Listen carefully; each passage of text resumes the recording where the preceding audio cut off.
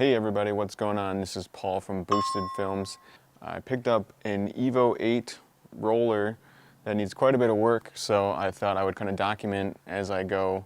Anyways, a little bit about the car. This is a 2003 EVO VIII. I picked it up as a roller, which if you don't know what roller means it came basically with no drivetrain, engine, transmission, transfer case. This one did have a rear differential in it, but other than that, it was pretty much a full roller. It did have full interior, has a decent amount of mileage on it, but what I did like about this car is that it's from Texas. So being that I'm in a state that gets a lot of snow and salty roads, it's nice to get a Texas car that you know doesn't have any of that salt rust issue going on. So it's a clean title car and everything. That was also one of the requirements I was looking for when I wanted to pick up an EVO project. I wanted to make sure it had a clean title. But since it is from Texas, it also does have some paint issues because of sun. So the car will basically need a paint job. I could drive it for a while without one, but it will probably be getting a paint job very soon. Status right now, basically this is the engine that I've been working on. Status of the engine is actually a little bit unknown. I was told it's a good running engine from a car that has about 100,000 miles on it. And that's what I'm hoping for. I've already kind of started doing a timing belt water pump job on it. I'm waiting for some more tools right now to actually finish the job. But that's going to be kind of the next step, is actually getting the timing belt back on. I did buy some GSC S1 cams, so I'll probably be putting those in here as well. But otherwise, overall, my goal is to keep it close to 400 horse, something like that. It'll probably be a little bit under, and I'm totally fine with that. I want it to be streetable. I don't consider myself an expert by any means. I'm just kind of a guy that likes to dig into things a little bit. And honestly, I have an awesome support group. RS Motors and 365 Racing, talking about you guys, you know who you are. Those guys are EVO experts, and they help out a lot. They give me a lot of advice. So as far as parts go for this build, I actually have pretty much everything I need as far as the big items. Stuff I've already done to this car since I got it. I changed a couple wheel studs. I did a how-to about that. Again, I'm working on the timing belt video for it right now. As you can see, the timing belt is off of this engine. I cleaned up the engine bay a lot. This car actually used to be red, and then it was painted black. So there was a lot of red showing in the engine bay, and the engine bay was just super dirty. So I spent quite a while just cleaning up the engine bay and getting that looking a lot better. And then I also did the heater control knob fix, which I have a how-to video on about that if you haven't seen it. So I didn't bother documenting that I did that again, but I did that on this car so far. This car also had a JDM rear bumper on it, but not an authentic one, just a cheaper one. And it wasn't painted or anything, so I just kind of did a swap and got rid of that JDM one, got the regular USDM bumper back on it. So that's about it for this first video blog. Hey, welcome back everyone to Boosted Films blog number 2. Today we're going to take a look at timing belt tools and why you do need them, or maybe you don't. We're going to take a look at changing some exhaust manifold studs. We also did an oil pan gasket, so we're going to cover changing the oil pan gasket on this motor. Alright, so the first thing you might notice is I did get the timing belt back on and set, ready to go. So this was kind of a practice timing belt run for me. Everything went pretty good. I finished filming what I need to do the timing belt how-to video, but I did not put my cams in. So I'm probably going to end up redoing the timing when I put the cams in. But since I kind of have it all set in place, it should go a little bit easier next time when I do it. But for now, I just honestly wanted to get through the timing belt install and get that video up and ready to go. One other thing you might have seen is I did pick up a timing belt toolkit. This is a J Racing timing belt toolkit. And basically what they give you is this little rod here that can go in, put some tension on this arm, so you could push this plunger in and then put the grenade pin back into this timing belt tensioner. And that way you could actually remove it a little bit easier. This rod would pretty much only be needed if you were doing this timing belt in the car, which a lot of you might be. So that'll be good to have for that. It didn't really help me at all since I had everything out of the car. This little tool is something you definitely want. What this does is you put it on the tensioner pulley itself, and it just kind of gives you a place to add tension to the pulley itself by putting a socket on the end of here, and then you can just bring it in to put tension on it.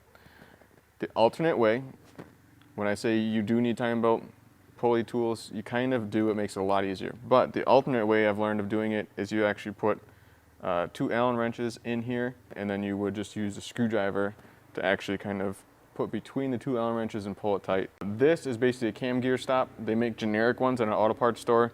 Once you have your timing marks lined up, basically you can just kind of drop this in place and it'll hold your cam gears in place like that. And that way, because if you watch my timing belt video, you'll see when I take the timing belt off, the cams kind of want to move. They're gonna, because the way basically the cam lobes are riding, they want to sit in a different position. So the cam's gonna twist a little bit. What this little stopper does is it keeps the cams from twisting. So it's kind of really nice when you actually want to put the belt back on. Another thing I did is I bought the exhaust manifold stud replacement kit from MA Performance. I got this kit from them for like 20 bucks, and it includes all the studs and bolts you need. And what I ended up doing was replacing a couple studs that were basically missing. I ended up running a tap through the smaller ones, and if you guys are curious in the tap sizes, I have them right here. These smaller bolts are an 8 by 125 metric tap, obviously. 8 by 1.25 is the smaller studs, and the two larger studs are 10 by 1.25. Now, I actually have 3 larger studs in mine now because this is, in my opinion, it's kind of a dumb setup, but there's basically an oil galley that runs behind the lower studs of the head, the exhaust manifold studs, that is. So I had to tap this out, but I was going to helicoil it. And if you don't know what helicoil is, it's basically like you would drill a bigger hole and then you'd put in some threads to make new threads. But what I didn't want to do is actually drill, because drilling in basically would be putting some aluminum shavings from the head into the oil galley, and I really wanted to avoid that. What I ended up doing is I just actually ran a tap one size bigger, so the 10 by 125. I just ended up tipping the motor on its side, so shavings would kind of fall down this way. And then I put some grease on the tap every time I ran it through. So I put some grease on it, started it, ran it through a little ways, not even a half a turn probably, backed it out, cleared off any of the shavings, and then I just kind of repeated that process over and over again. And I also had a little tool that I used to kind of scrape out any shavings that were still in there. Again, that's why I had it tipped down so gravity would kind of be on my side and try and get those shavings to come towards me. With that, I still did actually have to drill the hole a little bit bigger in the exhaust manifold, but since the exhaust manifold was off and I had a drill bit, that was really no problem. So I drilled it a little bit bigger for that bigger stud on the bottom row here. And I had some high temp Permatex I put on there just to add a little bit more of a seal, especially for the ones where, you know, the oils technically could push out through. So I put a little bit of thread sealer on, bolted them in. So I wouldn't recommend like drilling anything if you don't have to. If you do have just basically a metric tap for the right size, you could try running that through just to clean out the threads first, and you could also put some grease on there just to pick up any, you know, loose material. So that would be good to do too. So another thing I just did was change the oil pan gasket, which if you don't know, there technically is no oil pan gasket from the factory. You just kind of buy some Permatex, Right Stuff, Great Stuff gasket maker, and you use that. But it kind of looked like my gasket was leaking anyways. So what I wanted to do was just take the gasket off and then kind of check inside the motor too, just make sure there weren't any metal shavings in there, anything I didn't know about, so I wasn't wasting a lot of time on this engine. I just kind of checked the rods and kind of made sure I couldn't move them a whole lot. You know, if they had a lot of play or something, it would obviously be a rod bearing that would be going bad. So I took the oil pan off. It was quite messy, so I made a trip over to my dad's place. My dad has a cool shop with a lot of tools, a lot more tools than I got. So I went over to my dad's shop and ended up jet washing the oil pan and some other parts while I was there. So I jet washed the oil pan. It took off a lot of the paint on the outside, so I ended up repainting it as well. I repainted the oil pan, bolted it back on. Welcome to EVO blog number 3. Today we're going to talk about throw-up bearings, fuel pumps, cams, and camcorders. One thing that I did get to do is take out the back seat and take a look at my fuel pump. And honestly, I really wasn't sure what was in this car. I was hoping there would actually be a Walbro 255 pump in there so I wouldn't have to buy one. But when I went to take out the fuel pump, lo and behold, there actually was not only no fuel pump, but there was no fuel sending unit. So I guess now not only will I be looking for a fuel pump, but I'll also be looking for an entire fuel sending unit. On the flip side of that, I removed all my coil packs, and then I removed all the bolts holding on the valve cover and pulled off my valve cover, to a nice surprise actually, because I thought these were stock cams in here, and lo and behold, there are actually HKS 272 cams already in here. And not only are there HKS 272 cams, there's actually ARP head studs. So that was a pleasant surprise, especially after finding out I didn't have any fuel sending unit. And then I also took the time to just put my front mount intercooler back in place. And before I could put that intercooler on, I kind of had to take the time to sort through some old bolts I had. Luckily from my DSM days, I have a whole box full of metric nuts and bolts, washers and stuff like that. So that's going to really come in handy for this build, because if you've ever done a project like this before, you know that finding the bolts can be a pain. And not only that, but these metric bolts can be really expensive. So I spent a lot of time just kind of sorting through these bolts and kind of getting them more organized, because I think that'll speed up the process of putting this car together. Now talking a little bit more about the drivetrain, I have a stock flywheel that I had resurfaced. So basically now I have my flywheel and clutch and everything kind of all ready to go and get put in. And one thing you may or may not know about these EVOs is that the throw-up bearing release from the pressure plate is kind of a tricky thing to do. So since I already had the pressure plate out and a throw-up bearing available, I figured I would film kind of how to properly release that throw-up bearing from the pressure plate. And I'll probably make a separate how-to video on exactly how to do that as well. But just the cliff notes of it here, what you need to do is kind of push down on the throw-up bearing while you have a screwdriver in between the throw-up bearing and the pressure plate, and then you twist the screwdriver to release the throw-up bearing. So what you'll commonly see is people will just try to put a screwdriver in and then twist it, and that's never gonna release it. You need to push it and put pressure on that throw-up bearing before you can release it. So it's actually kind of counterintuitive that you would put pressure on what you're trying to release, but that's the way it goes. So what you end up doing is putting pressure on your clutch fork, which in turn puts pressure on your throw-up bearing, and then you can put the screwdriver in and twist it. One of the last things I'm gonna talk about, even though it's not really car related, is camcorders. I did upgrade my camcorder, as some of you that follow me on Facebook might have seen, and this is really awesome for me to actually upgrade. I will also say that the cams I ordered before I knew I had HKS cams came in, so these are the GSC S1 cams. So they are here. Hey guys, welcome to EVO blog number 4. In this episode, we take 1 step forward and 2 steps back. So the other day I spent quite a long time trying to drop the gas tank in the EVO. And remember a couple episodes back when I said I Google stuff and check it out how to do it before I dig into it? Yeah, I wish I would have did that for this project. I just looked underneath the car and thought that I should be able to remove it without dropping the rear diff and without lowering the rear subframe. Well, I was wrong. So as I talked about in the last episode, the car didn't have any fuel pump assembly unit in it. And because of that, basically there was this big opening into the gas tank. So when I looked into the gas tank, I could actually see lots of debris, little flies and stuff in there. So I wanted to clean that gas tank out. And I thought the easiest way to do that would probably just be to drop the tank so I could get at everything and take a look at it all. Well, dropping the gas tank in here is really not that easy to do. Basically, I tried to remove the gas tank and I couldn't get it out yet. And speaking of the fuel system, I did find a good used fuel assembly unit online, which is great to have, but unfortunately, another step backwards. The actual arm here for the fuel gauge was broken during shipping. It looks like I could just get a replacement arm and then swap it onto this piece, but I don't know where I'm gonna find just this arm. I got a Warbo 255 pump also here, ready to go in, but like I said, I still need to finish dropping the tank, getting that cleaned out, getting this assembly unit all together, get the new pump in there before I can put it all back together. I also spent just a little bit of time working on the front bumper. I found an oil cooler air duct, so I bought that and installed that on the front bumper.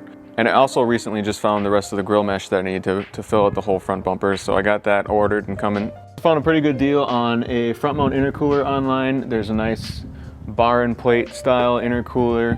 It's a little bit thicker and wider than the OEM one. It's actually a Spearco brand, which I don't see a lot of people running in the EVO world, but it looks pretty good. It was a good price, so I picked that up. There was one big step forward on the engine. I did have time to get the cam swapped.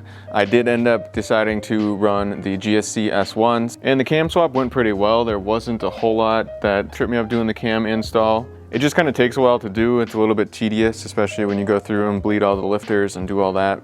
So now the engine's not even actually as far along as it was before because I took the timing belt off just to make the whole cam swap job easier. But hopefully going forward now, I can really start putting a lot of this engine back together. And then maybe if all goes well, I'll actually get the clutch and transmission bolted onto the motor and then try to drop that in. And maybe on the next episode, I won't have this engine standing next to me. I also filmed pretty much everything when I did the cam install, so I'm hoping to make a how-to cam install video eventually. And that's about all I got for episode 4. Welcome to EVO vlog number 5. In this episode, we're going to talk about dropping in our engine. We were able to get the engine installed. I'm pretty psyched that I was able to get that done since the last episode.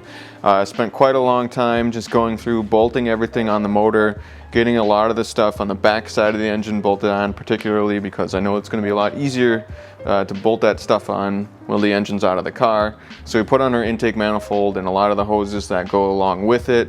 We obviously got our valve cover and everything on the front of the motor kind of back on, ready to go. That all took a little bit of time to get set up. And once I was able to get everything bolted onto the engine, the process began of taking the engine off the engine stand so we could get to the flywheel, bolt on our flywheel, bolt on our clutch. Obviously we need to align your clutch. When you put your clutch in, you need a clutch alignment tool so you can hold your clutch right in the center. It's particularly important on the EVOs, otherwise you're not able to put the transmission on in place. So really one of the hardest parts was actually getting the transmission mounted up to the engine. I don't think I actually had the clutch aligned just perfect the first time I tried getting it mounted, so I wasn't able to get it on. So I had to drop the transmission all the way back down, loosen up my pressure plate and adjust my clutch and get it aligned right before I could try bolting the transmission back onto the engine. But nonetheless, it all came together and I was able to drop this engine in from the top. I was able to leave the hood on and everything. I just had my cherry picker and brought it in. I took a couple components off while I was setting it in just to make it a little bit easier so I had more room, and so I didn't actually have to remove the hood. As you can probably tell, I'm pretty excited that I got the engine in. It's pretty awesome that it's coming together. It's almost more like an actual car now, so that's cool. Still need a non-ACD transfer case, so I know pretty soon that's going to come up and bite me because I'm going to want to get that in fairly soon if I can find one. So the search continues for that. And that's it for episode 5. Now we're going to have to start getting into the nitty-gritty with some of these episodes, putting stuff back together, figuring out where things go. This upcoming process, it has things that you wouldn't think would take very long, but I'm anticipating that it might take me a while to get some of this wiring set up and to find these pieces that I need to put the rest of this puzzle back together. Hey guys, what's up? Welcome to episode 6 of the Boosted Films EVO build blog. In this episode, we're going to talk about installing shifter bushings, installing our EVO 9 turbo. So what have we done to the EVO since the last video blog? Well, we installed some shifter bushings, going from the shifter cables to the transmission. I bought some torque solution shifter bushings, got those installed. They didn't fit exactly quite right without some modifications. I actually had to trim down the smaller bushing. It was a little bit too tall basically, or too long. When I pushed it all the way on, there was no way to get the cotter pin in through the hole that it slides through without modifying that bushing. So I ended up shaving that bushing down and making it a little bit shorter to get that to work. And we also got our EVO 9 turbo mounted up and installed in the car. But before we could install the turbo, I installed all the lines that I could. I installed both the coolant lines, the coolant feed line, and the coolant return line. I got those bolted on the turbo. And then the oil feed line, I bolted that in place as well. I didn't have a gasket yet for the oil return line, so as soon as I get a gasket for the oil return line, I'll hook that up, but that should be pretty easy to do when the turbo is still in the car.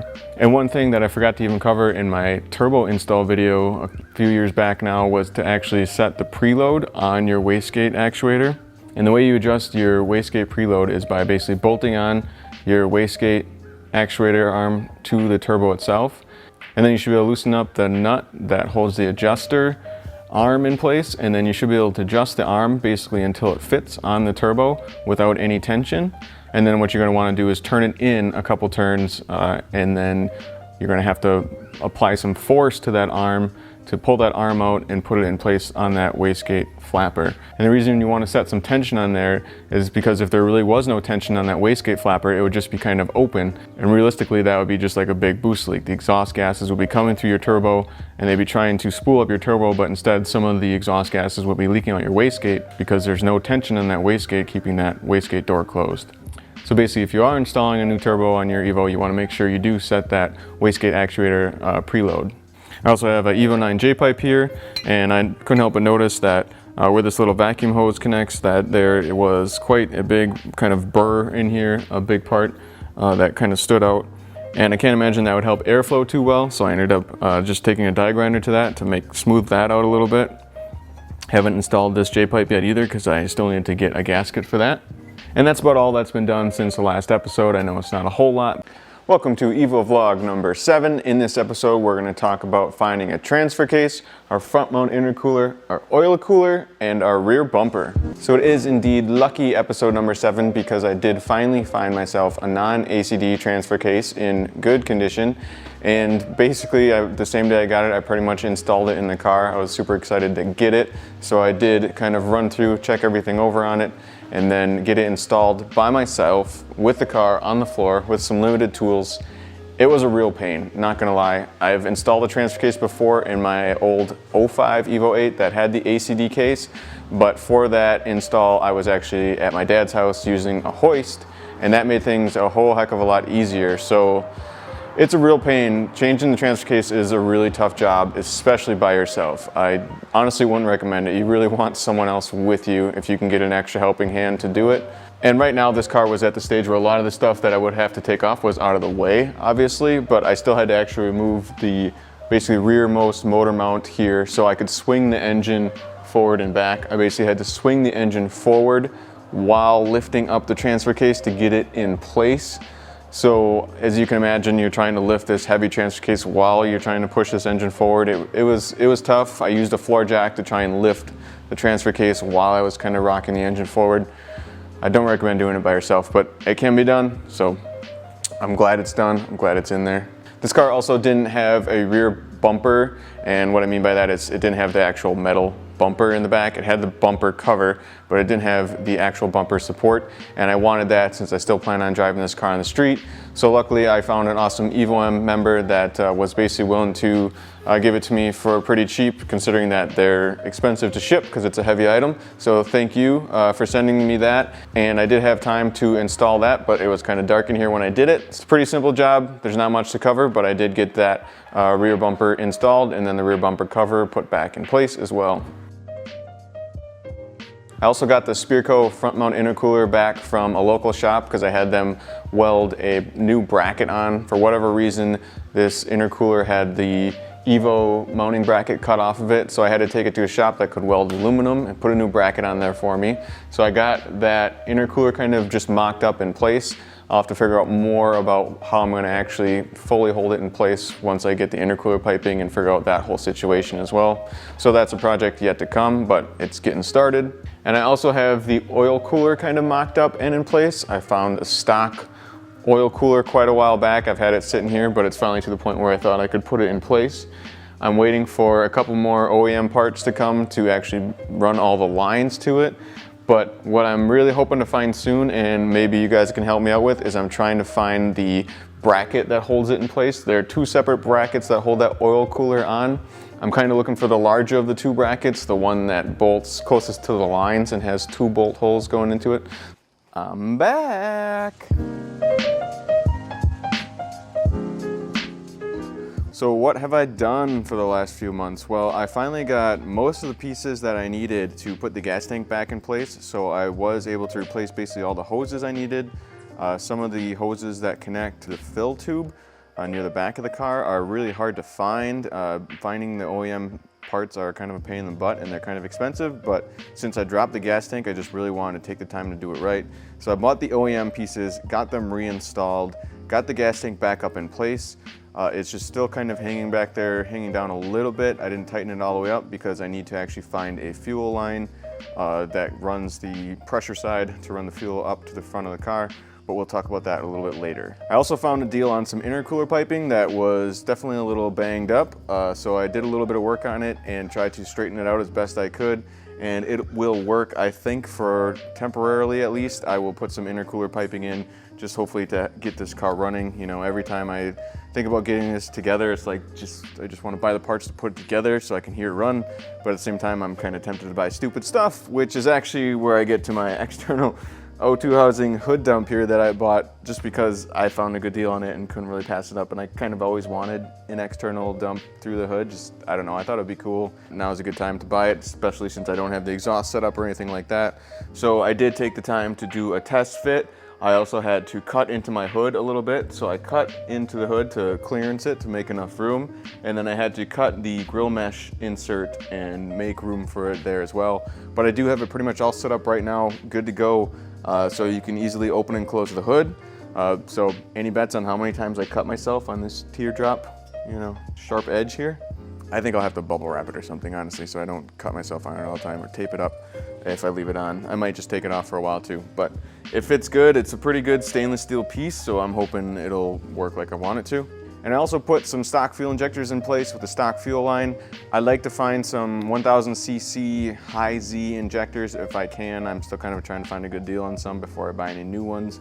But I'll swap them out later, but for now I just want to kind of get everything in place and get it set up, make sure I have all the bolts and parts I need. So one step to that is really just kind of getting the injectors in place, getting that fuel rail in place, getting it reconnected. I also had the throttle body mounted for kind of a test fit with my intercooler piping, so I put the throttle body in place, but that was also missing the IAC and the TPS. But I did find an IAC, but now I'm still looking for a throttle position sensor. You ready? Welcome to EVO vlog number 9. Today we're gonna talk about all the little things. There's been a lot of little things that I've gotten done since the last vlog. So I got the radiator installed. I got both CV shafts installed. I installed a new clutch line running from the master direct to the slave cylinder. Got that bled out, ready to go.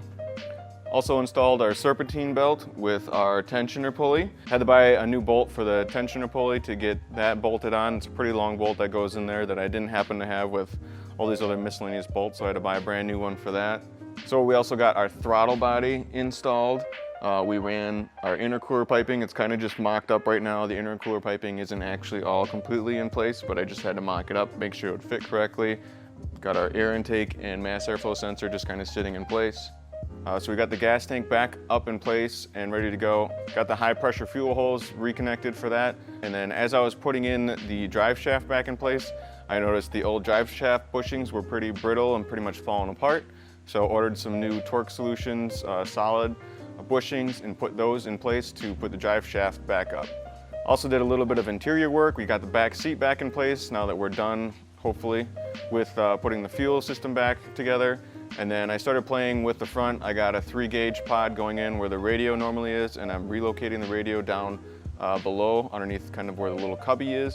So I'm putting the radio relocation kit in, which I got, but I do need a radio. And then I started installing some of my gauges. Right now the interior is pretty much a mess, but I got the 3 gauges going in are the E85 content analyzer, a wideband oxygen sensor, and then a boost gauge. So what's coming up? What's next for this? Well, really all the fluids is going to be a critical thing. It's easy to overlook, but I want to put all new fluids in the transmission, the rear diff, obviously the engine. I also still need a battery. I still need a air filter and adapter. I need to get that in place. I found a downpipe. I got an exhaust downpipe coming, and then I'll probably build the rest from the cat back kind of myself, hopefully, once I get that far. And I'm sure there's a bunch of other little things. I actually want to get new spark plugs, new coil packs, and kind of do that as well. Welcome back to EVO build blog number 10. And where the heck are we? All right, I moved. This is a different garage, and the EVO isn't even in this garage right now. Well, since I last talked to you, I pretty much put the exhaust on and topped off all the fluids, got everything as ready to go as I could, and then my buddy Andy Schmedegard came and picked up the car and brought it to his shop. Let him check it over, let him get it running, and check over any mistakes I might have made, which I did make a few mistakes. There were a couple things that he kind of had to do. He actually had to wire in the stock injectors for me. We just wanted to get it running with the stock injectors for now to make sure it would run okay. So he rewired the injectors, put the stock injectors in, and apparently he informed me that realistically after your injectors kind of sit for so long that eventually they kind of need to get recharged, I guess. That's probably not even the right word. But basically when you're just trying to crank them for the first time after they've been sitting, they're not getting a lot of voltage. So he said he kind of had to wake them up. So he put some voltage to the injectors, I think just to make them fully open and close and get the injectors ready to go. And that kind of helped get it fired and get it going. And another thing is I must have had a hose ran wrong to my electronic boost controller. He had to make some changes to that to get that fixed. So, you know, nobody's perfect. I made some mistakes along the way, sent it to him. He got those kind of sorted out. And it just kind of took him a while to get the power steering going again and get the fluid flowing through the whole power steering rack. He said that took quite a long time. So just something to think about, something to be aware of if you are doing a kind of roller build project like I did. But the awesome news is he got it running. It is running really good. We just kind of did a quick street tune on it. He spent some time getting a bass tune, making sure it would run fairly decent, and it's running good. So hooray to my cam swap and cam install video. I did it right, I guess. That's proof that it actually runs and is good, so that's awesome.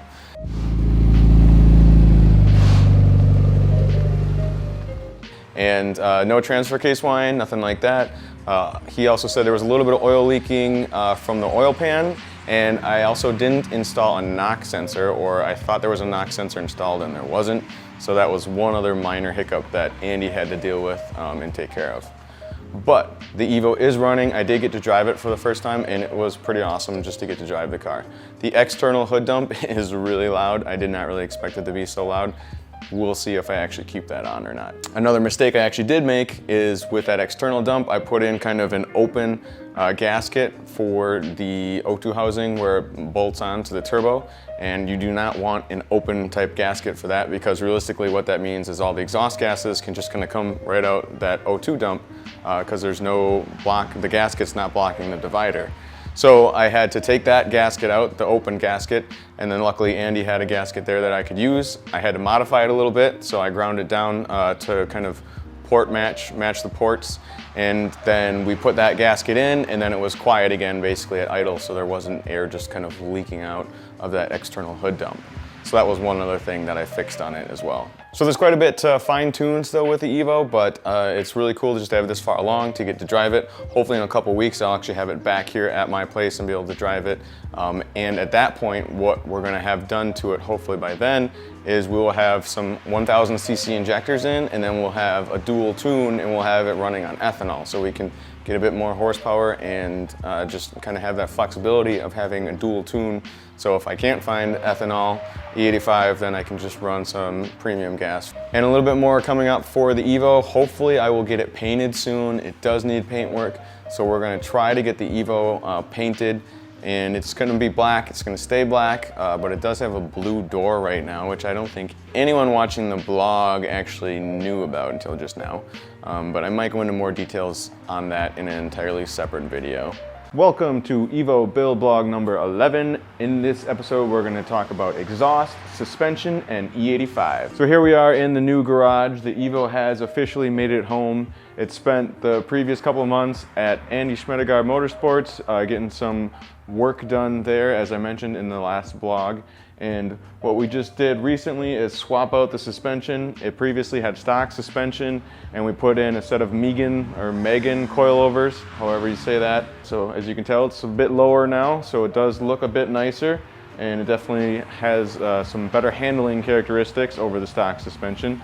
So we got that swapped out while we were at Andy's shop. And then this car actually had a JDM rear bumper on it when I bought it. However, it wasn't a real JDM bumper. It was just a cheap JDM bumper. It didn't have the best fitment, and I wasn't sure yet if I was gonna paint the car, how soon I was gonna paint the car, and that JDM bumper was just a different color. So I took that off, and the exhaust that was on this car initially was set up for a JDM. And if you're not familiar with a JDM bumper versus a USDM bumper, the exhaust exits a bit differently at a different angle. For the JDM, it's kind of tilted out a bit more towards the corner, as opposed to the USDM where it's kind of coming straight back. So the exhaust that I had kind of on here just to get the car running last week was set up for JDM bumper with no JDM bumper on the car. So if I would have ran it that way for too long, it would have just melted through the plastic. So luckily Andy had the Busher Racing exhaust from his race EVO, since he's changing his setup. So the exhaust on here, I am so lucky to say, is actually some famous EVO exhaust, because it was from Andy Schmedegaard's Grid Life EVO. So I kind of stole his old exhaust and put it on here, and it fit great. It sounds awesome. So that's the exhaust we're running now.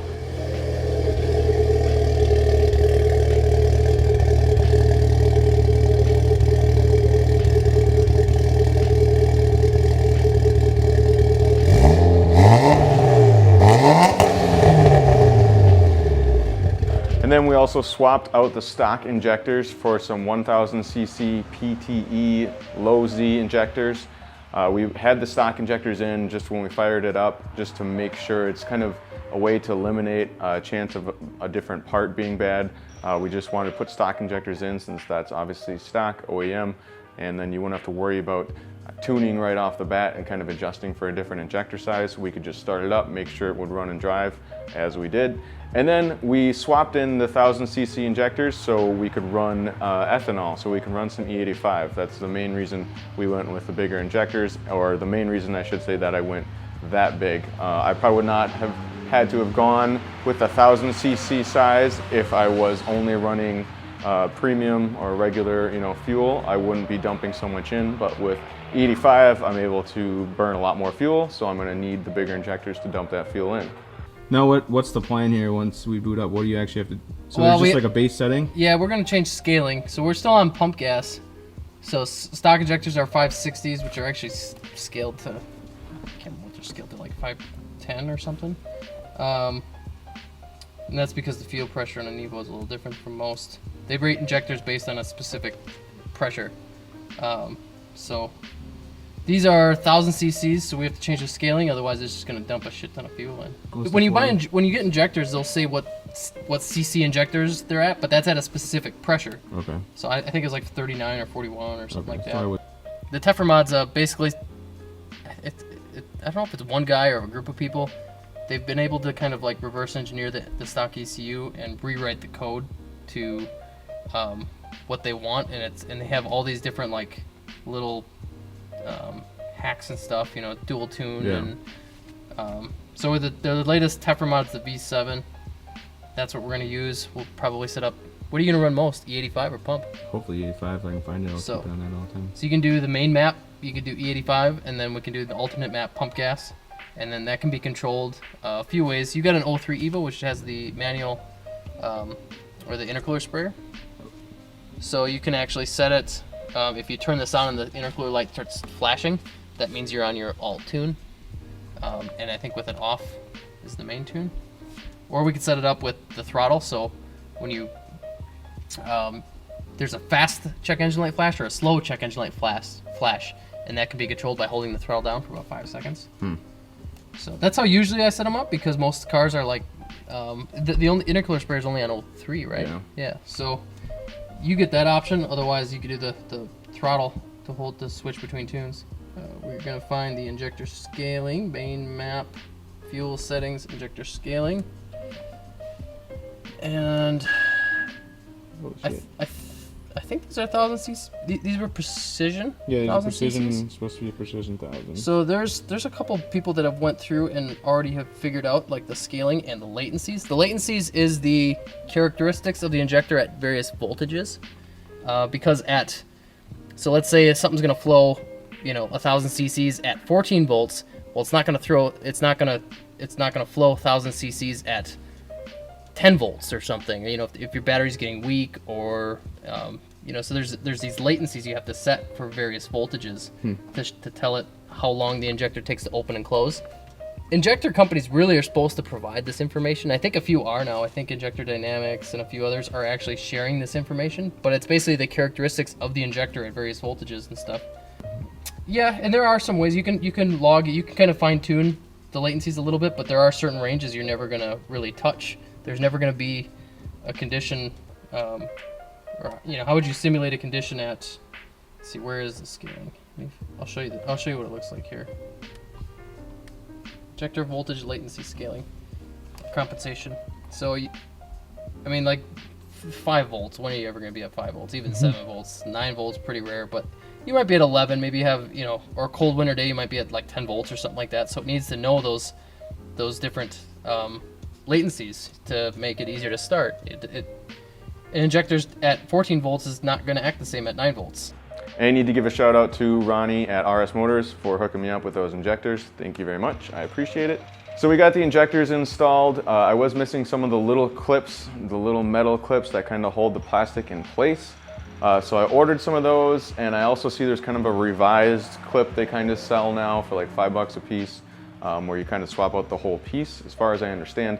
I ordered those two, so temporarily I think I'm gonna just put the clips on so I know they won't pop off, and then somewhere down the line I'll probably swap them out completely, and then maybe I'll do a how-to video on that as well. So after a boost leak test, we got it out on the road and did some tuning. Andy had the initial scaling set up, and he's tuned enough EVOs before where you could kind of get a base tune ready where he thought it should be. And then the process we did from there is basically doing some third gear pulls. He had his wideband hooked up, I had my wideband in the car as well, and then we did some logging. So basically you record what's happening while you do a pull in the car, and then you can look at that data that's saved. He could log his wideband so he could see what the air to fuel ratios were while he was doing the pulls. Again, Andy's the expert at tuning. I'm just kind of relaying my experience with kind of the way he went about doing it. Obviously, if you have a dyno, this is what you would be doing on a dyno. So we spent a while on the tune, got it fairly close, not totally tweaked in yet because really this is the initial shakedown for this whole car. So I want to drive it, make sure there's not a lot of other issues before we get too far in. So it should be safe to drive for now, but we're gonna get a finer tune later on. And I'm looking for issues, and actually I did already find one. After I filled the tank up all the way, I noticed that apparently the gasket on the fuel sending unit, or the side, on the passenger side at least, not the actual pump side, but on the passenger side, there is a gasket that seems to be leaking. So I ordered a new gasket for that. I tried to retighten it down and it didn't seem to stop leaking. So that's one issue I found so far. There's a couple other little things that I gotta do. There's a lot that needs to be done to the whole car. But for now, it's drivable. I'll keep driving it and watch for any other issues that we might need to get fixed, but then we're gonna probably retune or fine tune it again, hopefully soon. So what's to come? Obviously body work. If you've seen from my last episode, it does have the blue door, and the rest of the paint is all pretty faded too. It was a Texas car, which being in Wisconsin, I'm glad it was a Texas car, not a Wisconsin car, because when we go to paint it now, I won't have to fix any rust. Fingers crossed, hopefully there won't be any rust to fix. So we're gonna do the body work, and I also wanna get a different set of wheels, and I need to install the radio, and I need to install those injector clips, which I talked about earlier. I need to fix that fuel leak, you know, for when it's too full. So I got all those little issues and probably a bunch more to come.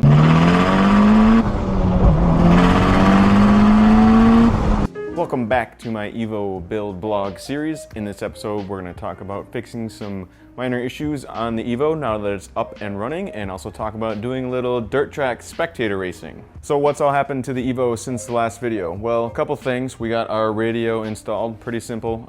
I did have a radio relocation kit in this car because I have the 3 gauges in the spot where the normal radio location would be. So the radio has been moved a little bit lower, so I bought a kit for that and had that all set to go. Went and picked up a radio and got that installed. And I also took care of a few minor issues. Basically, I had an oil leak that I took care of by basically adding a crush washer to the oil drain plug that goes in the oil pan.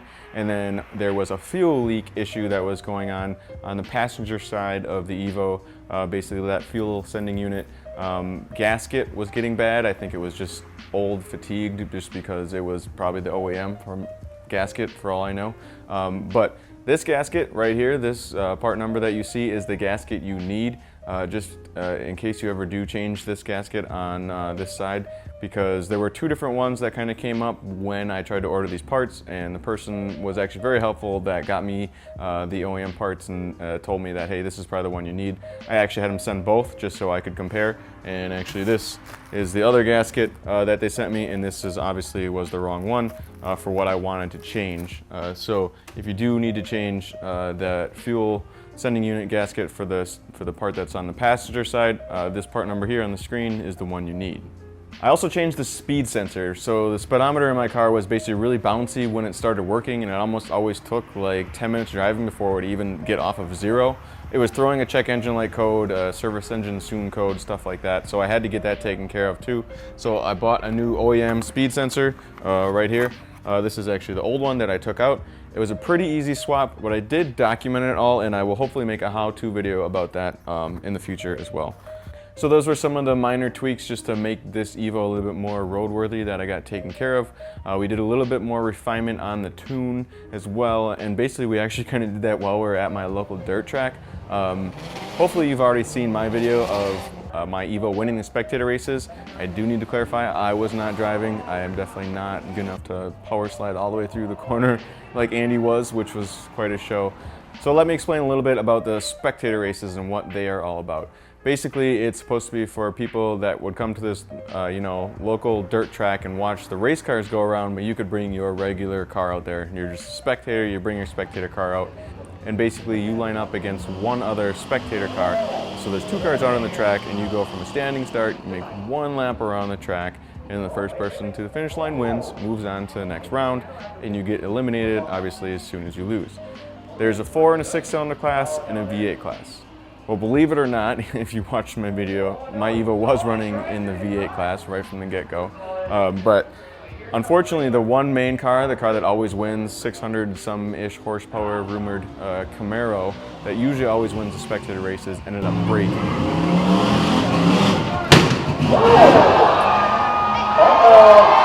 So we really didn't have a challenge for the spectator racing. Basically, Andy's a good enough driver. He figured out the track well enough. I think we had the car set up well enough where it really just kind of dominated everybody, which was really cool. We're gonna hopefully try it again in a month when the car will actually be painted by then.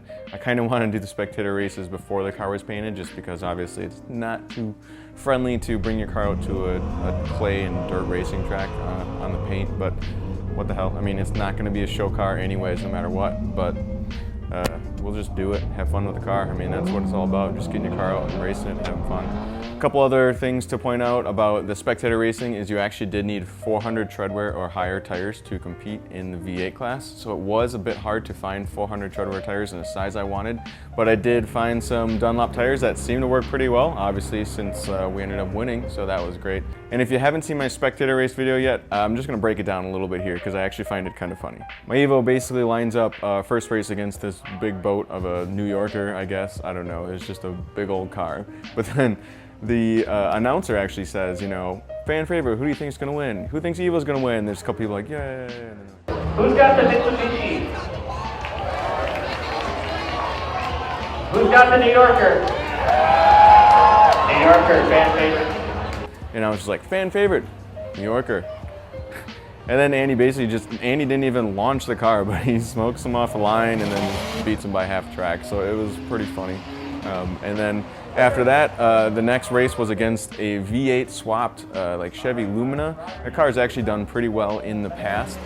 So Andy had a really good launch against him, beat him off the line, and then you could see the Lumina kind of stayed with him a little bit coming in the first corner. But then Andy pretty much walked away from him and then did a nice, awesome power slide through the last corner. That was pretty cool to watch as well. And then the final race wasn't much of a challenge either, so Andy ended up winning the spectator races with my car, and that's one of the first events that my EVO basically got to compete in, so that was pretty cool. So what's going on now with the EVO? Well, the EVO's not even here in my garage because if you follow me on social media, I've been Snapchatting and Instagramming stuff about my car in the body shop. So my car is actually in the body shop right now getting body work done. So hopefully it'll be all one color. It'll have a nice paint job on it. There's a really cool local body shop, Kumo Customs and Collisions, really nice place. They're actually letting me kind of do some of the work on it, so that's great. Obviously, you guys know I spent a lot of time building this car, so for me to just have a little bit more hands-on experience with the bodywork is just kind of something I wanted to do.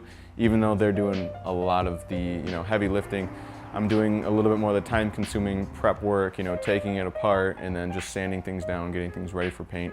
They're fixing a lot of dents and dings and doing the actual painting of it. So I'm pretty excited to hopefully get this car back, and maybe in the next episode it'll just be one color and a nice looking car. I also ordered an ethanol content fuel analyzer gauge, finally. I was going to do that for a long time, but that'll be my third gauge pod in my gauge pillar. So hopefully that will come in soon, and I'll get that hooked up so I know a little bit more about what's going on with the fuel I'm getting, and if my car is acting goofy any way, I would at least be able to narrow down if my gas is, not up to the content level that I need it to be. And speaking of gauges, I also took the time to try to calibrate my Pro Sport wideband gauge, and it didn't really seem to change too much. When we did the initial tune on my car, Andy put his AEM wideband in, and I had my Pro Sport gauge in there as well. And honestly, I don't like the Pro Sport. It just doesn't seem to be reading very well, or very accurately, I guess. That's kind of why I tried to play with it and calibrate it, because I thought maybe that would help. But no matter what, it seems that that Pro Sport gauge reads richer than it really is. So that's not good if you're trying to tune your car and you think you're tuning it, you know, at mid 11s, but you're actually running, you know, low 12s, because that's about how far mine was off. It was about 0.7, 0.8 off from the AEM that we had in. So I guess I just kind of throw this out there to find out if you guys have any information. Have you guys ever ran a Pro Sport wideband? Welcome back to the EVO build blog, and that's right, we finally got a fresh paint job on the EVO. So I'm super excited that the car is all one color and the paint looks pretty fantastic. Shout out again to Kumo Custom and Collisions. They helped me get this car painted. They did a great job getting it painted. They let me do some of the work myself, and the transformation over the last 3 weeks to a month has been pretty awesome. Going from a car with a blue door, some faded paint, you know, it was a Texas car, so a lot of stuff was faded on it. And not only did we get to paint the body and make everything look nice on the outside, but I got to spend a little extra time under the hood as well. And the same place that painted the outside, they painted this strut tower bar, valve cover, intercooler pipe, battery tie down, some other stuff. I got red, going with some red accents to kind of accentuate the engine bay, make it look a little fancier. I also got an ARC titanium exhaust heat shield that I put on. Had to modify it to make it fit for the external dump going through the hood. And actually that worked out just perfectly, because this ARC heat shield that I bought was cracked in that corner anyways. So I had to cut it up, which, if you know how expensive ARC parts are, it's a little bit crazy, but whatever. I found a good deal on it used because it had that crack, so I think it was meant to be. It worked out well for me. So other than getting it painted and getting the bodywork stuff all done, I also spent a little bit of time putting in my E85 content ethanol gauge so I could measure my E85 percentage and also measure fuel temps. So I spent a while doing that. I hope to do a how-to video on that, since I did film the whole thing. That'll take a little while for me to get produced and get ready. I also ended up swapping out the EVO 9 blow-off valve for a crushed EVO 10 blow-off valve. Because I also put in a new air intake, a Dijon intake that I put on, and in place of the factory stock plastic one. So I put that on, but when I did, to make it fit kind of right, the blow-off valve ended up being a little bit close to the radiator hose. And if you saw my other videos about the difference between an EVO 9 and the EVO 10 blow-off valve, basically the position where you connect the vacuum hose changes, and that worked in my favor here, where I could change the position of that vacuum hose connection, because previously with the EVO 9 it was kind of sticking up straight into that radiator hose, and I didn't want it getting pinched off or anything from the pressure of that hose. So I ended up getting the EVO 10 blow-off valve, putting the EVO 10 blow-off valve on there, and that fits a lot better. So we swapped the blow-off valve, we swapped the intake. I bought carbon fiber spark plug cover. It's just an eBay one, which is still like $100, which is kind of expensive. It fits good, relatively speaking, as far as the fitment where it sits in place. But the holes where you actually mount it, bolt it down, are not all lined up quite right. They're a little bit off one way or the other. So that's kind of what you get, I guess, with some of this stuff. Luckily, I mean, this is just a cover. It doesn't really need a lot of pressure or anything. So I basically just put in 2 bolts here and left those 2 bolts out. I can take it off and probably modify the holes a little bit. I might do that eventually to put that those other bolts in and get that bolted down. And I'm filming this the day after we were supposed to do the spectator races again, but unfortunately they got rained out. So stay tuned. Maybe this car will see dirt and clay racing again. Maybe it won't. I don't know. It does look really nice, so I would feel bad taking it out on the track again, but at the same time, not too much, because I'm not a show car guy anyways. So, I mean, this is probably as nice as this car is ever gonna look while I own it anyways. So I'll try to keep it nice, obviously, but it's still meant to be driven on the street. It's still meant to be raced. Hopefully I can take it to a drag strip eventually. Hopefully I can take it to some autocrossing, stuff like that. So what's coming up, I do have a different wideband gauge I want to put in. I want to swap out my Pro Sport wideband for an AEM wideband.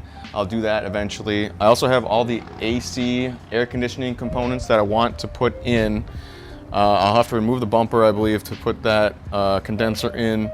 and get the fan mounted and then get the lines ran. I have the pump in, but I don't have the rest of the components.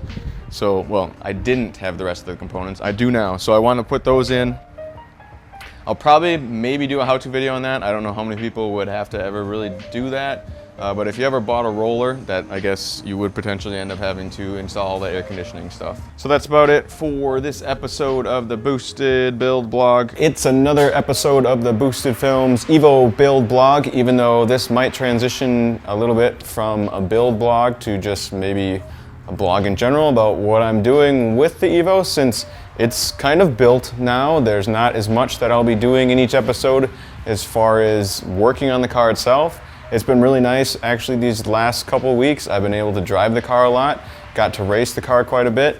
It won spectator races again pretty handily, and that made some people mad. I'll talk about that in a little bit. And then I also brought it to the drag strip and got over 10 passes on it and ran a 12 flat at 117. My best 60 foot was a high 1.7. So I'm pretty happy with that, considering I'm on the same tires we used for the spectator races, the Dunlop DZ 102s. The car held up great on the drag strip. There was actually a 4-cylinder bracket race that I ended up competing in that I didn't even really plan to compete in, but I had a shot against some of the other cars there, so that actually went pretty well. I won 4 rounds and then made it to the final round against a different EVO. Unfortunately, during that final match against this other EVO, my throttle position sensor cable actually popped off, and that's entirely my fault. I didn't have a clip on there holding it in place. Unfortunately, you know, when you buy a roller and it just doesn't have everything that you would normally have, it didn't have the clips to hold some of these. It didn't have the metal clips, I guess, to hold the plastic piece in place. So I do have some of those on order. I don't want anything like that to happen to me again, where something just pops off. So I'll consider it a learning experience and go from there. And just a couple things I have done to the car since the last video blog. I did install some Rally Armor mud flaps, which obviously going out on the dirt, doing spectator racing, great to have those. Try to save the paint a little bit. Then I also bought a dash cam and installed that. I think dash cams are some of the cheapest insurance you can have. Basically, you install something that's constantly recording, and it has probably at least the last 4 or 5 hours of your drive, and then if you get in an accident, you have proof of what happened. So a dash cam is definitely a good investment in my opinion. And you might be able to see behind me, I also picked up a Recaro racing seat for my daughter to sit in. I just wanted something that went well with the car, so I ordered that. And another thing I picked up is the White Line roll center kit with new ball joints and tie rod ends. I'm gonna wait to install that until after the last spectator race, just because it is rough out on that clay track. But I have no idea how old the suspension components in here are when it comes to like sway bar links, tie rod ends, stuff like that. So I wanted to get that at least picked up and ready to go. So hopefully I'll install that potentially before the next video blog comes out. I also found time to install the air conditioning components in the car, and I did film myself doing that. So expect a how-to video on that coming out soon.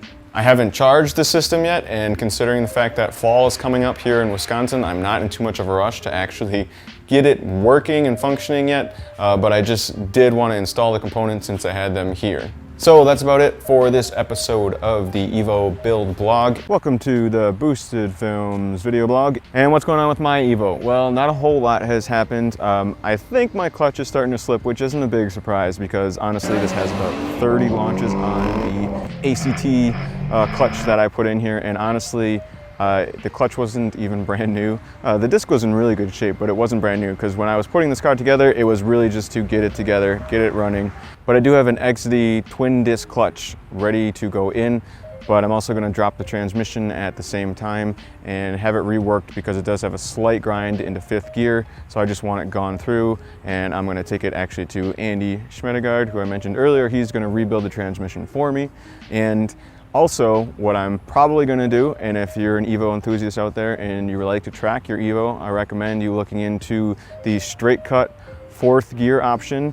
A lot of times if you've taken your EVO to a track or I've seen a lot of them out there, what ends up happening is people end up basically wrecking their 4th gear when they do a lot of track day stuff.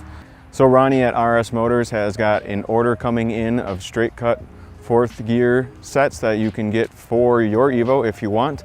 I will link to that in the comments section down below as well, so you can learn more information about that if you are interested in getting something like that for your EVO. And if you already follow me on Instagram, you've probably seen that I've been working on a different set of Brembo brake calipers for my EVO. I have been getting these prepped and ready for paint. I'm going to get them painted the same red as the red accents I have under the hood of the EVO. I found a pretty good deal on these used Brembos, and I wanted to just pick them up and get them painted so I could just easily swap them in and take my old crappy Brembos out. So that's another thing that I'm working on the EVO. Welcome to the December 2018 Boosted Films video blog. So what's new with the EVO since the last video? Well, I did get my brake calipers back from being repainted. They look great. It's the same red to match the other red colors that I have kind of under the hood mostly. And I also just had the EVO freshly wet sanded and buffed from the body shop that painted it. So it was good to get that done. I wanted to get it done a little bit earlier, but I kind of just really wanted to drive the car right after it was painted. So I didn't end up getting it wet sand and buffed until just recently. So plans for the EVO for winter. Basically, I want to drop the transmission as I mentioned in the last episode, hopefully get that rebuilt. It's gonna be a little bit challenging here in this garage because I know that people want to see a how-to video of dropping the transmission and putting a clutch in, and I really do want to do that, but it's going to take some time, and I have some issues with lighting. Usually I like to do how-tos outside if I can, because natural light is kind of the best for filming, and there's really hardly any light in this garage. And now that it is winter time here in Wisconsin, we don't have much daylight anyways. It gets dark by like 4 p.m. half the time, it seems. So I'm gonna try to get some lighting, get this situated so I can film dropping the transmission hopefully, and get a how-to video made for my subscribers so they can have that available to help them out. But I have the Exidy twin disc clutch, as I mentioned, ready to go in. So hopefully soon I will start working on this. It's kind of tucked away in the corner of my garage, and that's kind of where it'll stay most of the winter. So I do have a lot of time to do this. It's just a matter of working out in the cold and working out, you know, where there's no good lighting. Welcome to the January 2019 Boosted Films video blog. So that's right, I started working on dropping the transmission on the EVO. Despite being Wisconsin cold weather, it was relatively warm for a couple days, so I spent some time in the garage. So I'm also filming everything I do while I drop the transmission, so that takes a bit more time to set up the camera and film everything, try to get some better lighting. I'll be making a how-to video about dropping the transmission, hopefully more about actually getting a rebuild done as well. I'm not sure how much of that I can document, but I'd like to get some information about that and try to share it with you guys about the actual rebuild of the transmission. But by the time everything's said and done, I should have a removal video, a clutch install video, a transmission install video, and then also while I'm in there, it seemed like a good time to just remove the lower control arms so I could install my white line roll center kit. So that's going to involve putting in new ball joints, new tie rod ends, and then I also got some new lower control arm bushings as well that I'm going to be putting in. So while dropping the EVO transmission, there were also a couple issues that I ran into that I thought are fairly common issues that people probably run into, specifically releasing the throw bearing and potentially removing that intermediate shaft where you need a slide hammer, stuff like that. I was thinking about maybe making a 5 tips video that's not specifically the entire how-to, but maybe just the regular areas where people might get hung up. For example, actually removing that intermediate shaft was a pain for me. I didn't have a slide hammer here. I'm trying to kind of get this done with normal tools that people would have in their garage, but I really didn't have a way to remove that intermediate shaft from the transmission. And what I ended up doing was just getting a slide hammer that was basically like a dent puller, but then I had to kind of modify it to go from metric to American. I had to make this kind of coupler to make it actually thread in right, because I wanted that puller to be directly in line with that shaft to actually get it out. So if you have any tips or tools that you maybe made, or an easy, cheap way that you found to actually remove that intermediate shaft, let me know. I'd like to kind of share that around. Maybe when I do make my final how-to video for installing a clutch on an EVO, I'd like to include something like that. And I've also been documenting part of the transmission removal journey on my Instagram profile, so if you are on Instagram, you can check me out there to follow along as well. What's going on, guys? Welcome to the February Boosted Films blog. So I got the EVO transmission dropped completely. I made a couple of videos on the how-to procedure of dropping that, and I'm really glad I did for Facebook. The Facebook video is blowing up and it has like 500,000 views, which is pretty crazy. The version where I cut it down to 45 seconds. I don't know, I guess people like the super short how-to versions. You know, it takes a lot of people at least 4 or 5 hours to remove the transmission. And it sounds like it took some people 4 to 5 days to remove their transmission. So I guess I could connect with people on that, but it's always fun to try new things with the videos and figure out what works with people, what resonates. So next with the EVO, I'm going to dig into a lot of the clutch components. As I've said before, I have an XD twin disc ready to go in. So there's a little bit that I want to just kind of film with that, maybe show the differences between the twin disc and the ACT single disc I took out. Just some basic stuff. I've really kind of learned through doing some of these videos that people do want to see and know more about just some of the basic stuff that you can cover. So I'm going to film that twin disc clutch before I put it in, and then make a how-to specifically about basically putting in the new clutch as well. With the EVO, I'm also working on changing out the ball joints, tie rod ends, and the lower control arm bushings. So I actually have lower control arm bushing here, a white line lower control arm bushing. This is actually for an EVO 10, but I was told it fits same for an EVO 8 or 9. So I'm going to try that and make a how-to video on getting these installed as well, which you need a press to install and remove the old bushings. So I want to make a how-to video on that. Same thing with the lower ball joints. You need to use a press to press out the old ones. So I'm going to make a video on installing these white line lower ball joints as well. And as of recording this video, I actually swapped out the outer tie rod ends that came with the white line kit. I got those installed, so I'll make that all part of one how-to video too. What's going on, guys? Welcome to the March 2019 episode of the Boosted Films blog. And finally, what's going on with the EVO? Well, I do have the transmission back. Right now it is sitting in the garage waiting to be installed. And you may have seen videos recently that I uploaded kind of about explaining that straight cut gear. Andy helped make a video with that. I also had a video with installing the monolock collar. And then I've been working on some of the front suspension stuff, the lower control arm bushings and the outer ball joints, and I'm also replacing the outer tie rod ends. And most of my loyal subscribers probably already saw the video that I posted about the lower control arm bushings, just as I was kind of comparing the three. I did since remove that video, basically after doing a bit more research and just kind of realizing kind of how these were made. So I didn't want to spread any misinformation, and I just kind of wanted to correct that. So I did remove that video, and I will be making a different one just kind of explaining, just installing these basically. But realistically, the issue that I kind of overthought was I kind of thought the rubber molding in here was a bit more sensitive to how this whole thing would kind of sit. But obviously this, you know, can move. Here, this spherical bearing can move, but with the new bushings that I got, I was not able to move it. It was really tight and hard to actually break loose. But once it kind of broke loose, I was able to kind of get it realigned like it should have been.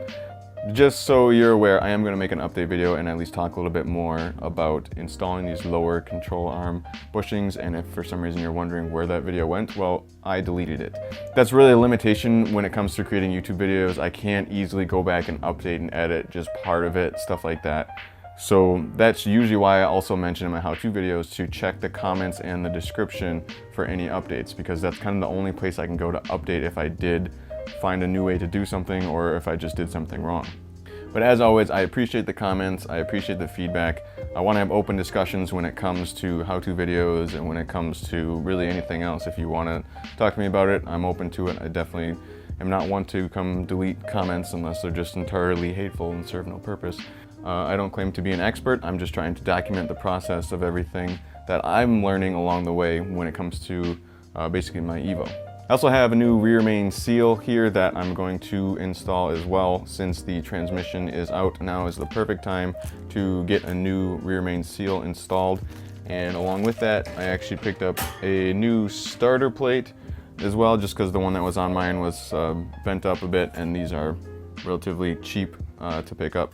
So all that stuff is going to get installed, and of course I will be making a how-to video on installing all that stuff as well. What's going on, guys? It's Paul from Boosted Films, and I finally got the chance to take my EVO and put it on a dyno and see what kind of power I could get to the wheels. So ASM, the shop that originally tuned my EVO, I've been running the same tune for about a year. They got a dyno, it's brand new, just put it in recently, and they decided to have a dyno day. So I decided to make the 3-hour trip with the EVO to drive it there, dyno it, see what it could do, and drive it back home. And everything went really well, and honestly, it totally exceeded my expectations. I was pretty surprised at the all-wheel drive horsepower I was able to put down. I honestly thought it would be right around 400, probably a little bit below 400 for the horsepower and torque, and it wound up being 414 all-wheel horsepower and 414 torque. And this is the same tune I had in the car when I ran a 12.0 at 118 miles per hour at the drag strip at the end of last season. That was with about a high 1.760 foot time, and that was with some 400 treadwear street tires. So just running down the mods list, it is pretty simple, but just to cover all the details and document exactly kind of what's done to the car for this horsepower.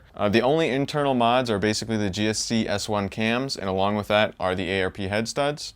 And then it's a lot of your basic bolt-ons, front mount intercooler. My brand is a Spearco front mount intercooler.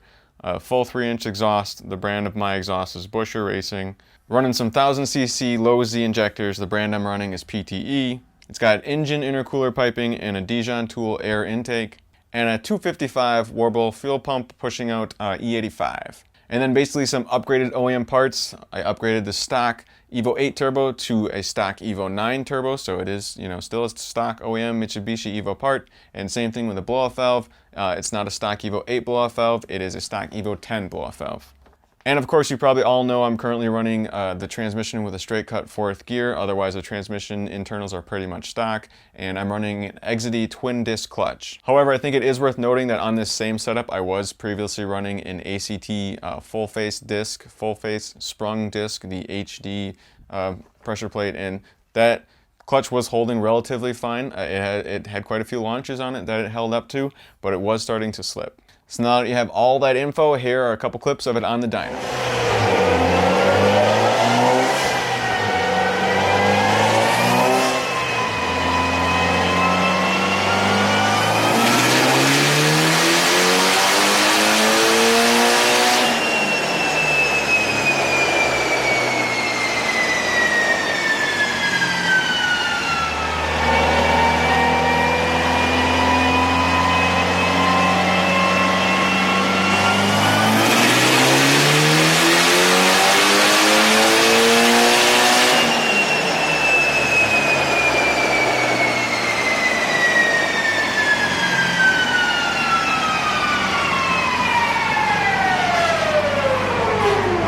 So knowing this horsepower can be fun to say, it can be fun to have this in your pocket to say that you have 440 horsepower at the wheels. But this stuff can really be skewed. A lot of people seem to put too much emphasis on the actual dyno numbers, and dyno numbers themselves can vary from dyno to dyno. And not only that, but how you set up the dyno. For this particular run, I had 13% load on the dyno. There are a bunch of different things that you can do to kind of cheat the numbers. Really, the value in a dyno is just being able to do multiple pulls back to back in a safe environment to adjust your tune and get the most out of your tune. At least that's my opinion at this point. And also, if you haven't seen as well, maybe check out the most recent video of me actually racing my EVO on the dirt track at spectator races. I certainly didn't drive it as good as Andy does, not through the corners at least, but I was able to win. It was a fun time. So if you want to check out that video as well, that'd be cool. But as always, this is Paul from Boosted Films, and thanks for watching.